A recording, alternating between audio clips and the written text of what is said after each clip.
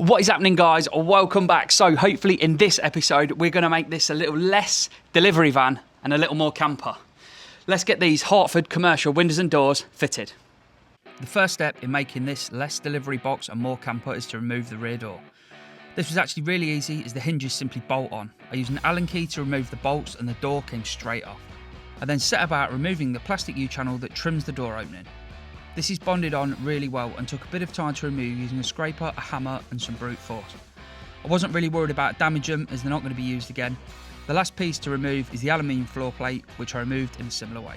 We have got the back door off. I've taken the alley trim off at the bottom and I've taken all the plastic capping off that was around the opening as well. And I've offered up the door, which is going to go at the bottom, which is just there. And we've got the window out. Now with the window comes a template, which is 500 by 900, which is the cutout size, which I've offered on. And I've put a line on where the bottom of the window is going to be. And basically this piece here, all the way along, up here and around here, that's going to be solid wall again. So a door below and a window above. We have got to make the opening at the top slightly wider, which isn't a major issue. But what I want to do first is, I think maybe what we'll do first is we'll cut that opening out of the van. And what I'm going to do for that is a track saw. I've had this saw for probably about 10, 12 years now, maybe. One of the best bits of kit you can have. You can join these are 1.4 metre length rails that you can join together, and the saw runs on the track, giving you a perfectly straight cut. They're absolutely phenomenal. I am very envious of John at True Blue Travellers, who has got the 3 metre length of it, and I really want one, and I will buy one day. But for the moment, I've got nowhere to keep it. But yeah, the first thing we're going to do is try and clamp that rail onto that van and get that piece cut out. To cut the openings, I used a track saw, but the rail has clamps that lock into the back of it, which allow me to clamp the rail to the wall, making the cut easier. For the areas where we couldn't get clamps on, I simply drove some countersunk holes through the rail and used screws to fix the track to the part of the panel that we're cutting out.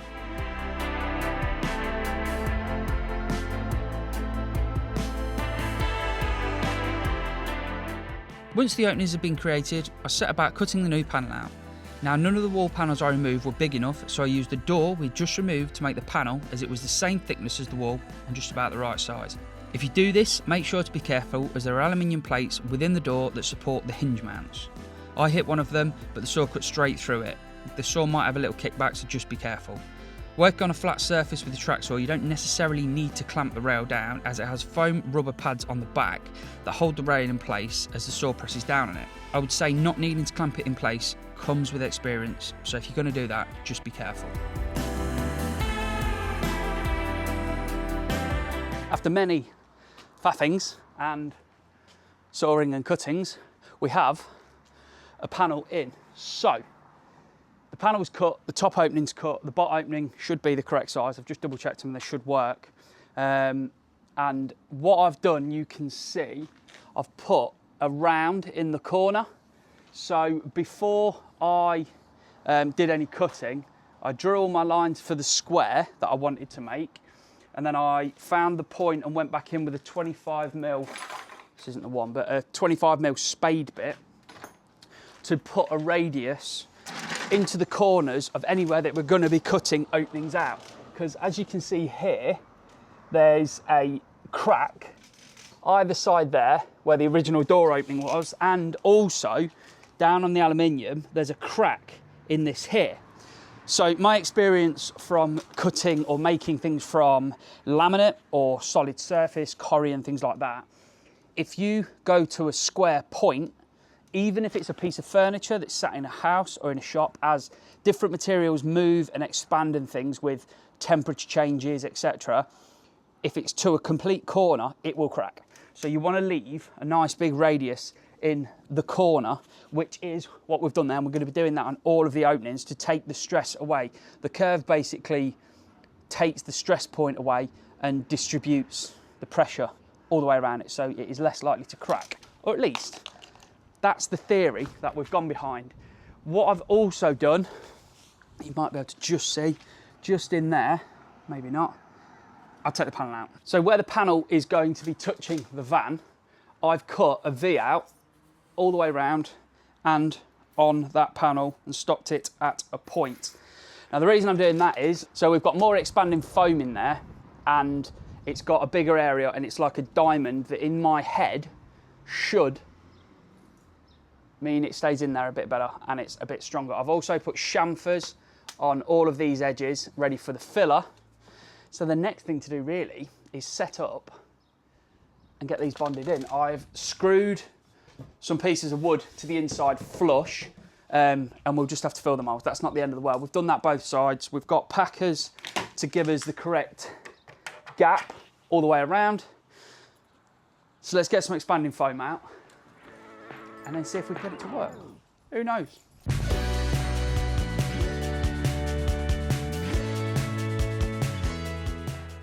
Yes, I did get expanding foam all over the driveway. Working in the wind with it was annoying, but it'll clean off. And the panel is in and bonded. The adhesive is going off. It's now taken hold of the clamps, but hopefully we'll be able to get them back out. But yeah, it's in, it's on. It feels pretty flat.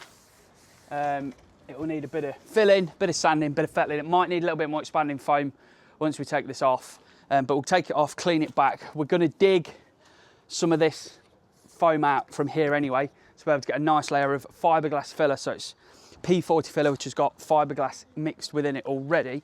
But the next thing that I'm gonna do is get the door cut in. So we're going to the front on the passenger side of the van.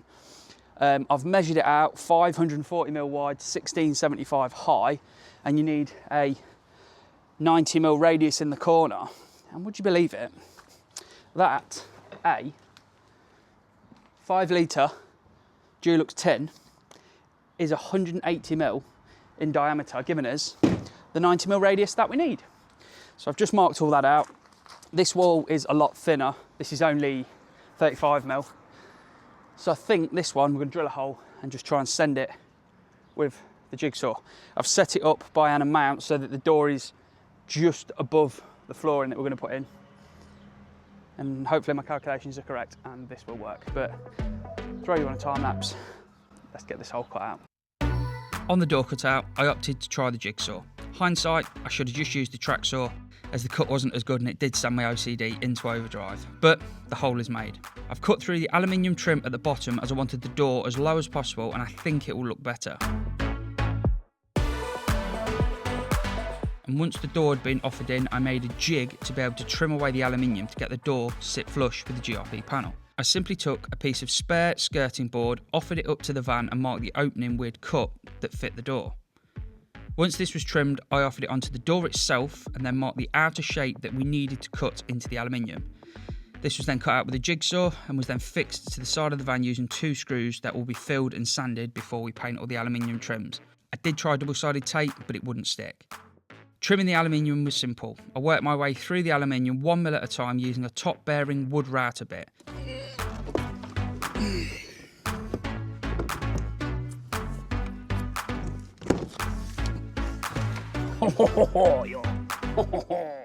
Everywhere that we were bonding to on the GRP panels was cleaned and then sanded with 180 grit to promote adhesion, and all surfaces were cleaned with alcohol to ensure they were clean before applying Seeker 221, which is what will bond the windows and doors to the body.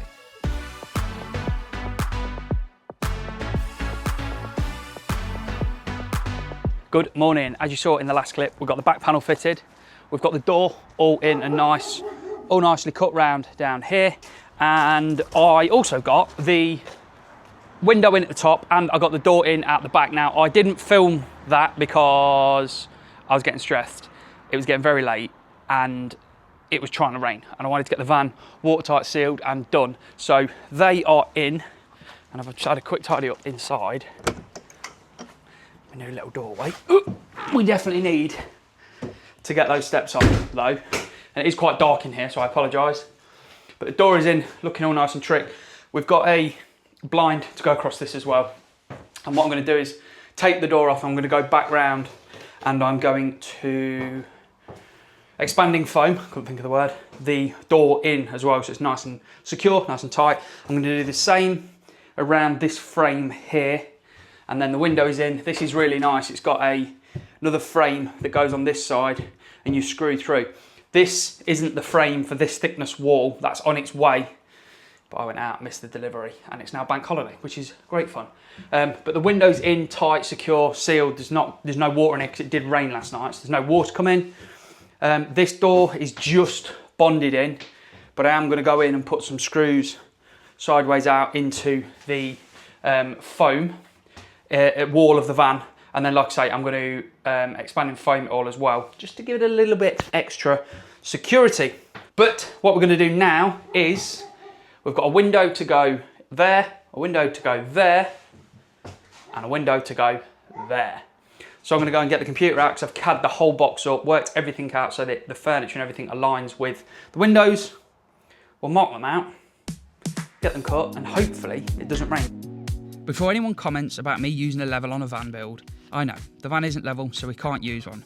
But what level also is a straight edge, so that's what we're using it as.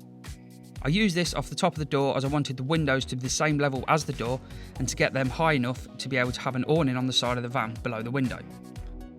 I used the same method of drilling relief holes in each corner and screwing the rails to the part we'll be cutting out to attach it to the body of the van for the cuts. Yes, I should have been wearing a face mask, but I didn't.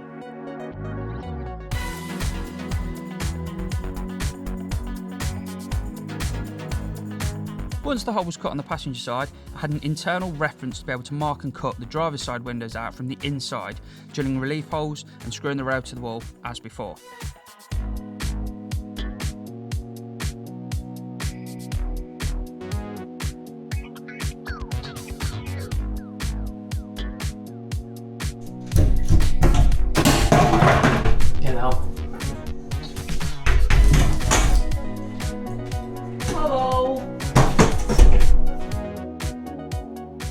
As I was on my own, I fitted the windows by applying a good amount of adhesive to the window edge itself, offered the windows in place and then used gaffer tape to hold the window in place while I went inside and secured them in place with the internal frames and screws.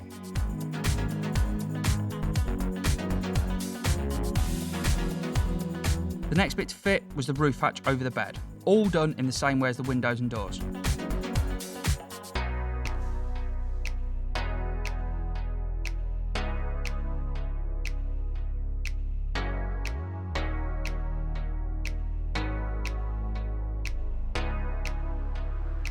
And there we go, windows and doors are fitted in nice.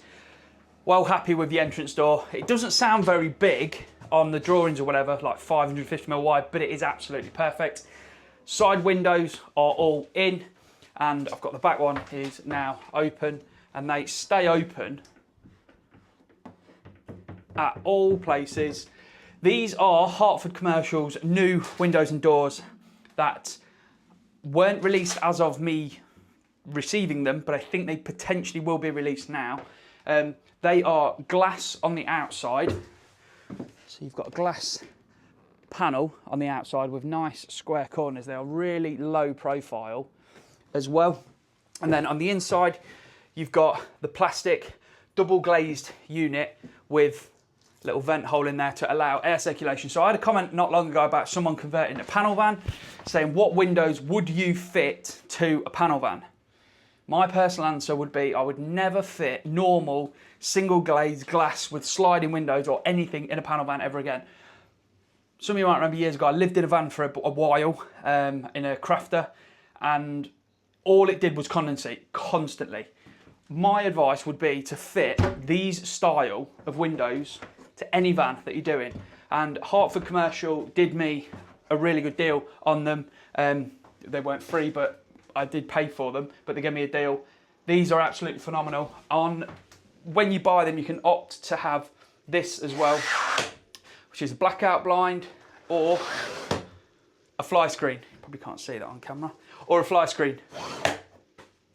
And I think they're absolutely mega. Little bit of kit that you just fit, just bolt in, and it's all done. Roof light was also from those guys. We've got the fittings on here screwed into the van and screwed into that are holding that down. There's so much adhesive around the top of that is not going to be leaking. Something else that I got from Hartford Commercial, which I haven't actually filmed anything of, is we've got the electric step on the van, and it was a double step, but I couldn't get it on and it wouldn't fit because it was hitting the fuel tank, so I've had to take that off. But little remote, step closes, and a little remote, and it opens. It's got a little light in it as well for getting in and out, which is really cool. All I've done for now is bolted it through the floor with some washers, but my good friend Adam at One Fabrication in Leicestershire, who, if you OG remember, he helped me convert the stables into the old workshop. He's cut me out some, I think they're 6mm steel plates that we will be drilling, tapping, and again the step will bolt from underneath into those plates, so that everything is removable from underneath the van. You might have seen as well, I've got some Dakin lockers on. That was just a little preemptive thing just to see if we could get them and knew what we were going to do and where they were going to go. Also, you've probably seen it, I got a bargain find awning on there, direct 4x4, 2 m by 2 m awning, which is supposed to be 200 and something pound. Popped up on Facebook Marketplace while I was up in Leicester for, I think I paid £140 for it. Used once, and it was like 40 minutes from the house. So we went and picked that up and threw that on as well, which is, yeah, it's bolted on anyway, it's bolted on. But I digress. Let's end this video here. We've got a bit done. It's feeling a lot less delivery van and a lot more camper van now. We've got a lot of finishing and fettling and messing around to do, but this one is done. I'm not 100% sure what we're going to do in the next one. As you can see, I've got the floor, the ply for the floor as well. But yeah, we'll leave this one here, guys. As ever, thank you so much for watching. A new t-shirt on, little sneak peek. We'll talk about them in the next episode. But yeah, until next time, guys, enjoy.